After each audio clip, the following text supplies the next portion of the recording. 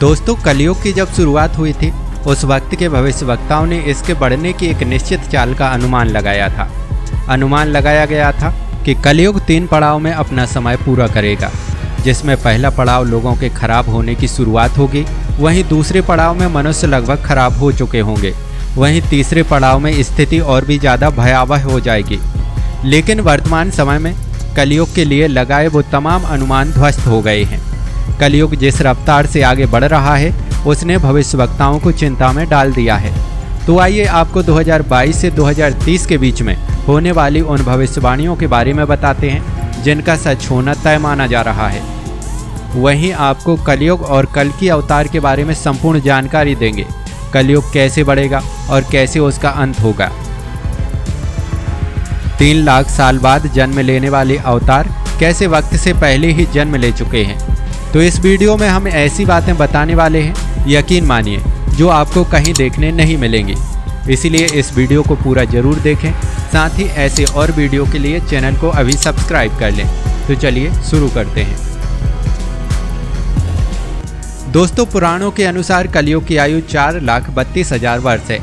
संत श्री अच्युतानंद दास ने अपनी भविष्य मालिका में यह लिखा है कि इस धरती पर बहुत अधिक पाप बढ़ जाने की वजह से कलयुग की आयु 4,32,000 वर्ष से घटकर मात्र 5,500 वर्ष ही रह जाएगी। मतलब कलयुग अपने पहले पड़ाव के शुरू होने के कुछ सालों बाद ही इतने तेजी से आगे बढ़ रहा है कि इस समय हम लोग कलयुग के अंतिम पड़ाव में चले गए हैं। भविष्य मालिका के अनुसार पहले कलयुग का अंत होगा, फिर महाविनाश होगा, उसके बाद नए युग का निर्माण होगा, अर्थात सतयुग का प्रारंभ होगा। भविष्य मालिका के अनुसार भगवान विष्णु के 10वें अवतार भगवान कल्कि का जन्म हो चुका है। इनके पिता का नाम विष्णुयास और मां का नाम सुमति है। इनका जन्म उत्तर प्रदेश के संबलपुर ग्राम में हुआ है। हाल फिलहाल में ऐसे कई लोग मौजूद हैं जो खुद को कल्कि अवतार होने का दावा कर रहे हैं। लेकिन अगर आप सनातन धर्म और भगवान विष्णु के 9 अवतारों को पढ़ते हैं तो आप देखेंगे कि इन 9 अवतारों में भगवान ने कभी खुद को भगवान के रूप में प्रचारित नहीं किया है, बल्कि अपने कर्मों के द्वारा खुद के भगवान होने का एहसास कराया है। कल्कि अवतार के वाहन की बात करें तो ये जिस घोड़े पर सवार होकर युद्ध करेंगे उसका नाम देवदत्त है। हालांकि इस आधुनिक संसाधनों की दुनिया में घोड़े की सवारी की बात थोड़ी अजीब जरूर लगती है। ये पब्लिसिटी से दूर रहेंगे, मतलब लोग इन्हें पहचान ही नहीं पाएंगे कि ये कल्कि अवतार हैं। भविष्य मालिका के अनुसार जब भगवान कल्कि जन्म लेंगे तब उनके साथ उनके 74,000 अनुयायी भी जन्म लेंगे, जो कि महाभारत काल में युद्ध में लड़े थे। वो सभी युद्ध में इनका साथ देंगे। अब इस युग के विलन की बात करते हैं, जिसके लिए स्वयं भगवान को धरती पर आना पड़ रहा है, यानी कलयुग। कलि पुरुष कौन है? दोस्तों, कलयुग एक राक्षस है। कलयुग का मतलब शैतान का युग। इस समय इस धरती पर बहुत ज़्यादा पाप बढ़ चुका है। इंसानियत पूरे तरीके से खत्म हो चुकी है। एक सगा भाई अपने सगे भाई को नहीं पहचान रहा है। नाते रिश्ते सब कलंकित हो रहे हैं। ये सब इसी कलयुग का ही प्रभाव है। कलि पुरुष अभी भौतिक रूप से नहीं आया है, परंतु वो अपनी शक्तियों से इंसान पर काबू पा सकता है, तथा कलयुग के अंत में वो भौतिक रूप से भी आ जाएगा। तब वो पाताल से आसुरी शक्तियों को आज़ाद करके इंसानों पर राज करेगा। भविष्य मालिका के अनुसार जब शनिदेव 17 जनवरी 2023 को कुंभ राशि में जाएंगे तो चौथा महायुद्ध होगा। यह युद्ध 6 वर्ष 6 माह तक चलेगा तथा भारत इसमें आखिरी के 13 महीने में शामिल होगा। यूक्रेन, रसिया और चीन ताइवान के तनाव के बीच दुनिया तीसरे विश्व युद्ध के मुहाने पर खड़ी है। प्रथम विश्व युद्ध 1914 में और द्वितीय विश्व युद्ध 1939 में लड़ा गया था। अब तीसरे विश्व युद्ध की चर्चा हो रही है, लेकिन हम आपको बताना चाहते हैं कि तीसरा नहीं, भारतीय मान्यताओं के अनुसार चौथा विश्व युद्ध होने वाला है। हम जिस चौथे विश्व युद्ध की बात कर रहे हैं दरअसल वह धर्म युद्ध होगा। आपको यह तो पता ही होगा कि अब्राहमिक धर्मों के आपसी युद्ध भी हुए थे। जैसे 1095 से 1291 के बीच 7 बार जो युद्ध किए गए उसे क्रूसेड कहा गया। इसे इतिहास में सलीबी युद्ध भी कहते हैं। लेकिन हम आपको इन युद्धों के बारे में या अब्राहमिक धर्मों के अगले युद्ध के बारे में नहीं बता रहे हैं। धर्म युद्ध की बात दरअसल हिंदू मान्यताओं के अनुसार कही जा रही है। इस तरह के वीडियो वायरल हो रहे हैं जिसमें भविष्य मालिका की भविष्यवाणियों के अनुसार चौथे धर्मयुद्ध की बात कही जा रही है। दोस्तों, आप सभी को मालूम होगा कि पहला महायुद्ध देवासुर संग्राम देवताओं तथा असुरों के बीच लड़ा गया था। दूसरा महायुद्ध राम और रावण के बीच लड़ा गया था। तीसरा महायुद्ध महाभारत काल में कौरवों तथा पांडवों के बीच में हुआ था। अब चौथा महायुद्ध होगा। भविष्य मालिका में यह लिखा गया है कि महाभारत काल में जिन लोगों के युद्ध करने की अभिलाषा पूरी नहीं हुई थी, वो सभी इस युद्ध में लड़ेंगे। इस युद्ध में भगवान कल्कि अंतिम रूप से निर्णायक की भूमिका निभाएंगे। भविष्य मालिका के अनुसार चौथे महायुद्ध के दौरान 7 दिनों तक सूरज नहीं निकलेगा। पूरी पृथ्वी पर अंधकार ही अंधकार होगा। यह प्राकृतिक आपदा शनिदेव के मीन राशि में रहने के कारण आएगी। 29 मार्च 2025 से 23 फरवरी 2028 तक शनिदेव मीन राशि में कभी मार्गी तथा कभी बकरी होकर रहेंगे। चौथे महायुद्ध के समय भारत की अर्थव्यवस्था इतनी दयनीय हो जाएगी कि भारत में मिलिट्री शासन तक लग जाएगा। पाकिस्तान समेत 13 मुस्लिम देश तथा चीन भारत पर हमला कर देंगे। भविष्य मालिका के अनुसार चौथा धर्मयुद्ध महाविनाश लाएगा।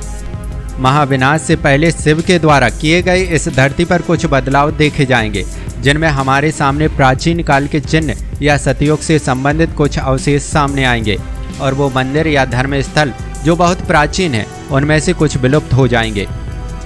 16 जुलाई 2022 को उत्तर प्रदेश के महू जिले में एक प्राचीन शिवलिंग मिला है।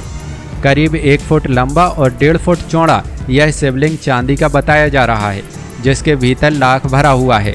मीडिया रिपोर्ट के मुताबिक यह शिवलिंग सरयू नदी के तट पर मिला है। इसे भी भविष्य मालिका की भविष्यवाणी से जोड़ा जा रहा है। वहीं दूसरा शिवलिंग जो मिला है वह जनेऊ धारण किए हुए मस्तक पर चंद्रमा वाला है। यह शिवलिंग नर्मदा नदी में एक नाविक को मिला है। भविष्य मालिका में इस तरह के अवशेषों और शिलालेखों के मिलने का वर्णन मिलता है। भविष्य मालिका के मुताबिक कलयुग के अंत में दुनिया भर में सनातन धर्म के प्रतीक चिन्ह मिलने लगेंगे। जल प्रलय और प्राकृतिक आपदाओं की वजह से कई पुराने गांव और शहर दोबारा दिखाई देने लगेंगे। भविष्य मालिका के अनुसार केदारनाथ, बद्रीनाथ, गंगोत्री, यमुनोत्री और अमरनाथ गुफा से भगवान के चले जाने और इन स्थानों के लुप्त हो जाने के संकेत भी दिए गए हैं। इन तीर्थों के लुप्त होने की भविष्यवाणी को एक महाविनाश के संकेत के रूप में बताया गया है। इनके लुप्त होने से कलयुग का अंत हो जाएगा। आज पूरे विश्व में बाढ़, भूकंप, ग्लेशियरों का पिघलना, ज्वालामुखी विस्फोट और धरती की गति में परिवर्तन होना, यह सभी किसी महाविनाश के संकेत दे रहे हैं। इसी के साथ ही 4 धाम में भी बड़े प्राकृतिक बदलाव हो रहे हैं। श्रीमद् देवी भागवत पुराण, स्कंद पुराण और नारद संहिता के अनुसार कलयुग के 5000 वर्ष बीत जाने के बाद गंगा नदी धरती से स्वर्ग चली जाएगी, यानी उसका स्वाभाविक प्रभाव बंद हो जाएगा, क्योंकि गौमुख ग्लेशियर या गंगोत्री ग्लेशियर लगभग लुप्त होने की कगार पर है।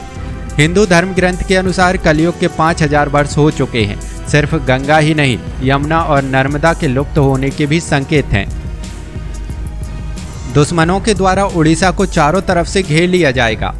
उस समय युद्ध और भी भीषण हो जाएगा, लेकिन उड़ीसा उनके हाथ में नहीं आएगा। दुश्मन उड़ीसा के मशहूर हीराकुंड डैम को तोड़ देंगे, जिससे भारी बाढ़ आ जाएगी। एक छोटा सा उल्कापिंड या तारा हिंद महासागर में गिरेगा, जिसकी वजह से एक बड़ी सुनामी आएगी, जिसमें उड़ीसा के 6 जिले डूब जाएंगे। जगन्नाथपुरी के मंदिर की 22वीं सीढ़ी तक पानी भर जाएगा। बाढ़ की लहर इतनी तेज होगी कि जगन्नाथपुरी के मंदिर के ऊपर स्थित सुदर्शन चक्र को पार कर जाएगी। उस समय भगवान जगन्नाथ मंदिर को छोड़ चुके होंगे तथा उनके अनुयायी उन्हें छतिया कटक ले जाएंगे।